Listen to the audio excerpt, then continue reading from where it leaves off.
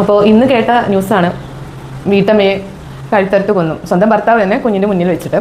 അതുപോലെ തന്നെ ഓരോ വാർത്തകൾ, ഇപ്പം ഒരു അമ്മമ്മയെ കെട്ടി വെള്ളത്തിൽ താഴ്ത്തി കൊന്നു എന്ന് പറഞ്ഞിട്ട് അമ്മമ്മയുടെ സ്വർണ്ണത്തിന് വേണ്ടി. അതുപോലെ തന്നെ നമ്മളിപ്പോൾ കേട്ടാണ് നെടുമങ്ങാടത്തെ സംഭവം അല്ലേ, 1.5 വയസ്സുള്ള കുഞ്ഞിൻ്റെ കാര്യം.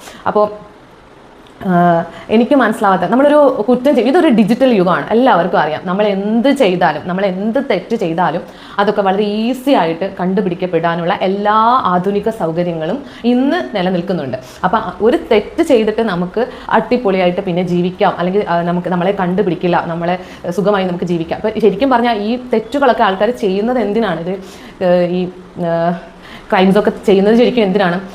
തൻ്റെ സ്വകാര്യ ജീവിതം അടിപൊളിയായിട്ട് ജീവിക്കാൻ, ആ പണത്തിന് വേണ്ടി അല്ലേ, അടിപൊളിയായിട്ട് ജീവിക്കാൻ വേണ്ടിയിട്ടാണ്. പക്ഷേ അതൊക്കെ ചെയ്തിട്ട് നിങ്ങൾക്ക് തോന്നുന്നുണ്ടോ നിങ്ങൾക്ക് അടിപൊളിയായിട്ട് ജീവിക്കാൻ പറ്റുമെന്ന്? ഒരിക്കലും ഇല്ല. കാരണം ഇത് പണ്ടത്തെ കാലമല്ല.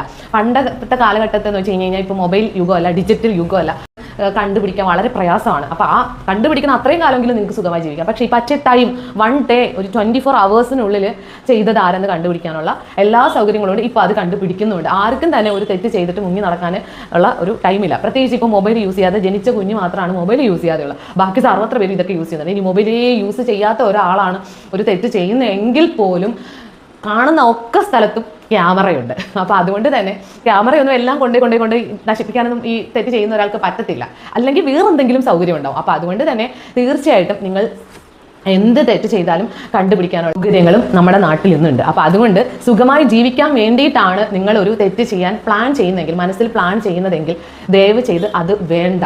നിങ്ങൾക്ക് സുഖമായി ജീവിക്കാൻ നിങ്ങൾ തന്നെ സ്വന്തമായിട്ട് ഹാപ്പിനെസ് കണ്ടെത്തുക, നിങ്ങൾ ജീവിക്കുക എന്നുള്ളതാണ്. ആദ്യം സെൽഫായിട്ട് നിങ്ങളെ തന്നെ വിലയിരുത്തി നിങ്ങൾക്ക് സ്വന്തമായിട്ട് ജീവിക്കാൻ എന്താണ്, നിങ്ങൾക്ക് ഹാപ്പിനെസ് കിട്ടാൻ നിങ്ങൾക്ക് എന്താണ് ചെയ്യാൻ പറ്റുന്നത് എന്നുള്ള ധാരാളം മാർഗ്ഗങ്ങളുണ്ട്.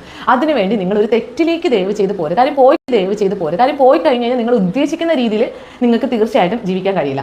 നിങ്ങൾ പണത്തിന് വേണ്ടിയിട്ടായിരിക്കാം, അല്ലെങ്കിൽ ഞാൻ പറഞ്ഞത് നിങ്ങളുടെ സ്വകാര്യ ജീവിതത്തിന് വേണ്ടിയിട്ടായിരിക്കാം, നിങ്ങളുടെ ലൈഫിലെ സന്തോഷത്തിന് വേണ്ടിയിട്ടായിരിക്കാം നിങ്ങൾ ആ ഒരു തെറ്റ് ചെയ്യുന്നത്. പക്ഷേ ആ ചെയ്യുന്ന തെറ്റിന് ശേഷം നിങ്ങൾക്ക് ഒരിക്കലും അത് ഉണ്ടാവില്ല. ഇനി മനഃപൂർവ്വമായി നിങ്ങൾക്ക് ജയിലിൽ പോയി സുഖമായി ജീവിക്കാൻ വേണ്ടിയിട്ടാണെന്നുണ്ടെങ്കിൽ അത് ഓക്കെ. കാര്യം അവിടെ ആണെങ്കിൽ നിങ്ങളുടെ ജീവിതം അവിടെ തന്നെ ആയിരിക്കും. അപ്പോൾ നിങ്ങൾ അതിനേക്കാളും നല്ലതല്ലേ നിങ്ങൾക്ക് പുറത്ത് നിങ്ങൾ സ്വന്തമായിട്ട് കഷ്ടപ്പെട്ട് അടിപൊളിയായിട്ട് ജീവിക്കുന്നത്? അതല്ലേ കുറച്ചും കൂടി സുഖം എന്ന് പറയുന്നത്.